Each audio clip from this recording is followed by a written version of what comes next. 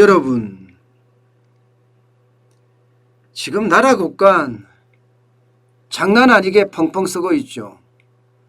마치 화수분인 것처럼 그냥 꺼내 쓰고요. 주머니 돈이 쌈짓돈인 것처럼 세금을 펑펑 내다가 지금 퍼주게 하고 있습니다. 그런데 내년에도 똑같을 것 같은 거예요. 내년에는 더 심각하게 풀겠다, 뭐 이런 이야기가 나오고 있습니다. 여러분 이거 한번 보세요. 예. 문재인 대통령은 내년에 정부 예산을 확정적으로 편성하라 이렇게 이야기했습니다. 확정적으로 편성하라. 올해도 예산이 엄청나게 많거든요. 558조니까. 작년에도 만만치 않았거든요. 그런데 내년 정부 예산을 확장적으로 편성하라 이야기하니까 도대체 얼마만큼 편성을 해야 되느냐, 예, 거기에 대한 이야기가 나오고 있습니다. 그런데 제가 분석을 해보니까요, 지금 많으면 한 700조 정도 편성하지 않을까, 그런 예측까지 가능해집니다. 여러분, 말이 700조지 박근혜 대통령 말기에 400조였습니다. 예, 2017년 예산이 400조일 거예요. 그런데 2022년 예산이 700조가 된다면 이거는 여러분 진짜 엄청난 거예요. 대한민국이 그리스로 가고 있다는 반증입니다. 그리스가 1980년까지만 해도 부채가 50%밖에 안 되던 50% 밑이었습니다. 그런 그리스가 10년 만에 100%가 되잖아요. 100%가. 지금 우리가 딱 그 짝이에요. 게다가 말입니다.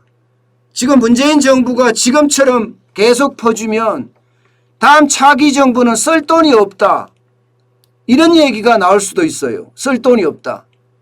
이렇게 되면 여러분, 위기가 만약에 긴급사태가 닥치면 그 정부는 손 놓고 위기를 맞아야 될 수도 있어요. 손 놓고 위기를 맞아야 될 수도. 왜냐고요? 아니 적자국채 찍으면 되지 왜 손 놓고 위기를 맞느냐, 이렇게 이야기할 수 있겠죠. 그렇지 않습니다. 지금 세계적인 평가기관들 있잖아요. 신용평가기관들이 대한민국한테 계속 이야기하기를 재정 건전성에 대한 확보 방안을 마련하라 하고 계속 요구하고 있습니다. 그런데 재정 건전성을 확보하는 방안이 아니라 재정을 더 쓰는 그런 방안이 나오면 신용등급을 다운시킬 거예요. 신용등급을 다운시킨다 이러면 여러분, 우리 경제는 엄청난 위기를 맞을 수도 있습니다. 외국인 투자자들이 빠져나갈 수도 있고요. 그에 따라서 경제가 흔들흔들 휘청휘청할 수도 있습니다. 저는 그래서 지금 차기 정부의 경제 운영 진짜 쉽지 않다. 자칫 잘못하면 차기 정부에서 위기를 맞을 수 있다. 저는 이렇게 섬뜩한 경고를 지금 하고 있습니다. 차기 정부가 누가 되든 차기 정부는 엄청난 위기를 맞을 겁니다. 자, 여러분 이거 보세요. 2020년에 본 예산이 512조 3천억 원이었습니다. 512조 3천억 원.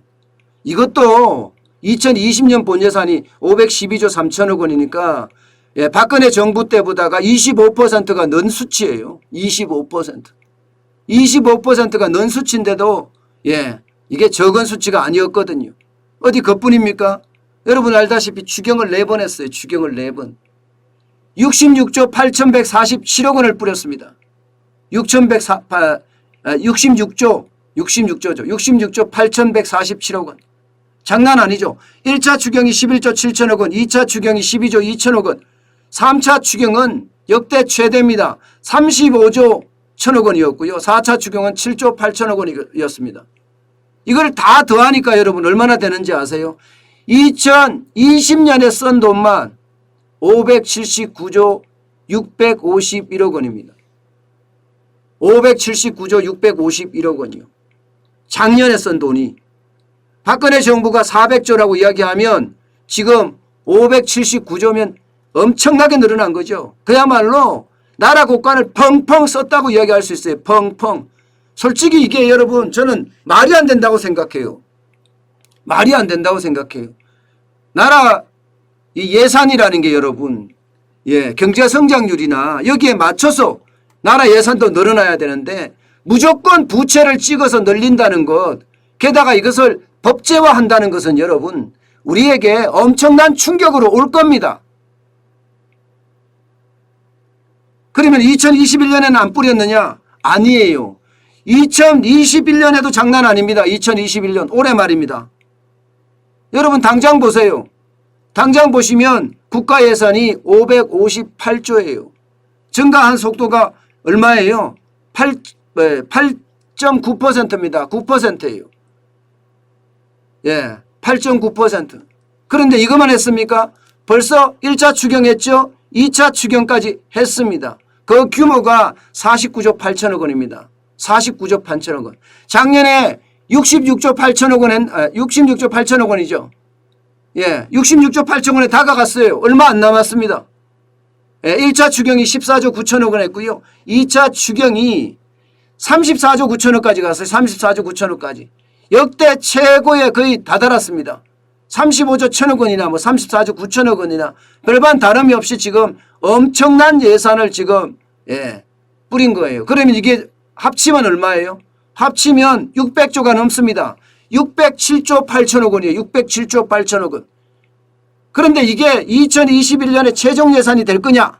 이것은 제가 물음표를 달아놨습니다. 물음표. 최종 예산이 아닐 수도 있습니다. 3차 추경을 또 할 수도 있다는 이야기예요. 3차 추경을.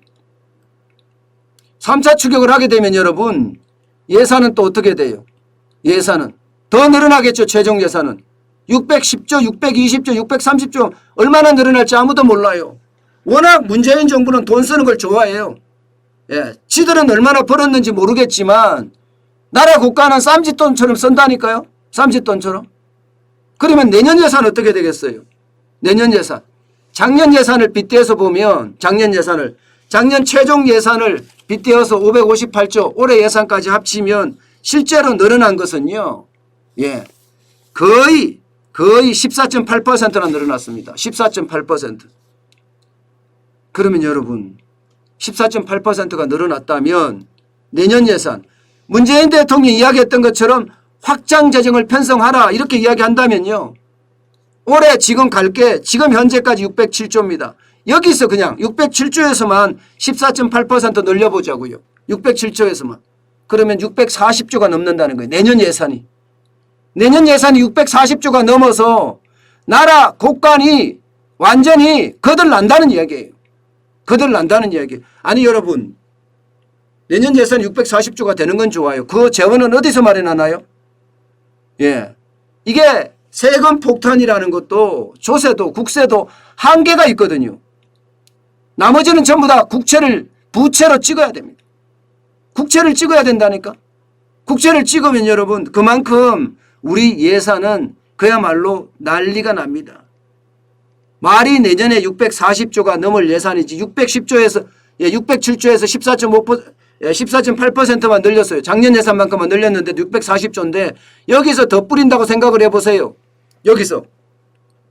자, 올해 607조죠. 추경 한 번 더 하면 620조까지는 분명히 갑니다.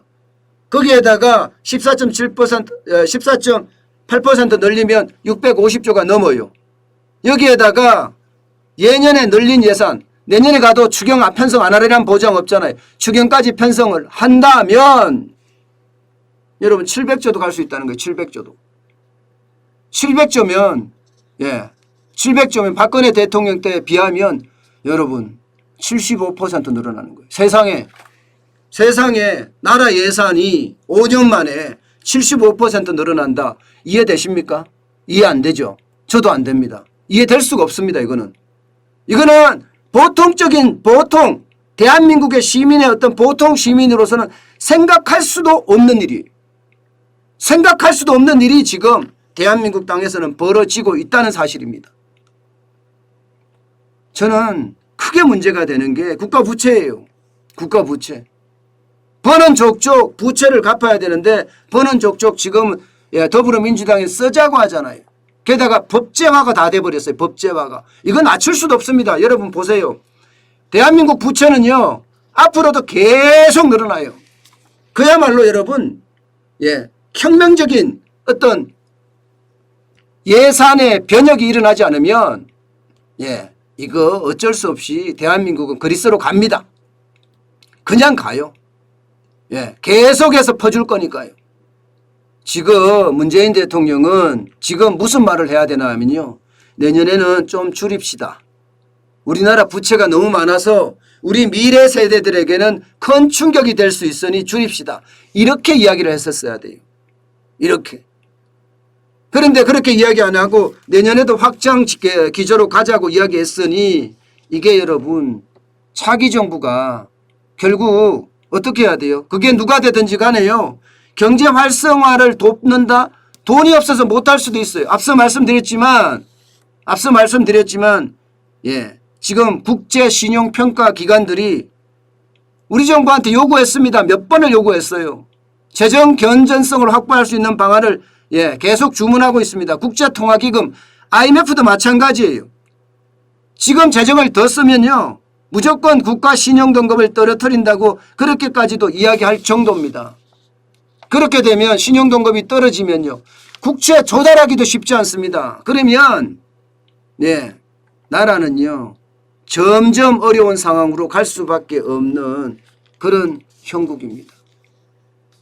여러분 이게 통치자는 늘 예지력을 갖고 있어야 된다고 했거든요. 현재를 넘어가기에 급급하면요. 이게 통치자로서의 과연 자격이 있나 이런 얘기를 합니다. 때문에 지금처럼 대한민국의 부채가 계속 이렇게 확장돼서 늘어나잖아요. 그러면 나라는요. 굉장히 어려워지고요. 제가 더 심각하게 가장 심각하게 생각하는 것은 뭐냐 하면요.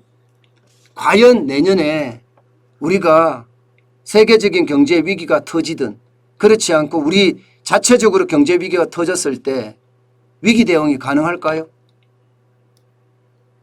이거 쉽지 않다고 봅니다. 예산을 쓸 수 있는 여력이 없습니다. 게다가 예산을 너무 많이 쓰게 되면 국제신용평가기관들이 지금 가만히 있지 않을 태세니까 그렇게 되면 대한민국 경제에도 긴급사태가 발생한다. 급변사태가 발생한다. 이렇게 됐을 때 가용할 돈이 없어서 넉넉고 있을 수도 있다는 거예요. 저는 그게 어쩌면 우리 경제에 엄청난 복병이 되지 않을까 싶습니다. 그래서 이게 내 대에서 끝내야 된다. 지금 문재인 대통령이 사실 우리 경제에 대해서 한 게 없잖아요. 우리 경제를 망치기만 했잖아요. 도대체 뭐가 실적인지 잘 모르겠어요. 저는. 부동산도 망치고 경제도 망쳤으니 그렇다면 나라 국간이라도 좀 잘 보존해야 되는데 이것도 완전히 망쳐서 넘겨주면 참 위기사태가 닥치면 진짜 큰일 난다. 코로나19가 저는 금방 안 끝난다고 생각하거든요. 계속 갑니다. 그럼 그 위기사태가 어디서 올까요? 자영업자로부터 온다니까요. 자영업자부로. 가게에서 먼저 시작된다니까요. 그렇게 시작됐을 때 과연 우리는 그 위기를 넘을 수 있을까요? 미리미리 우리는 대비해야 합니다. 제가 늘 말씀드렸다시피요. 계속 말씀드렸다시피 항상 그 위기에 대응하는 자세. 쉽게 말하면 안전자산에 좀 투자를 해놓는 것도 필요하다 이런 얘기입니다.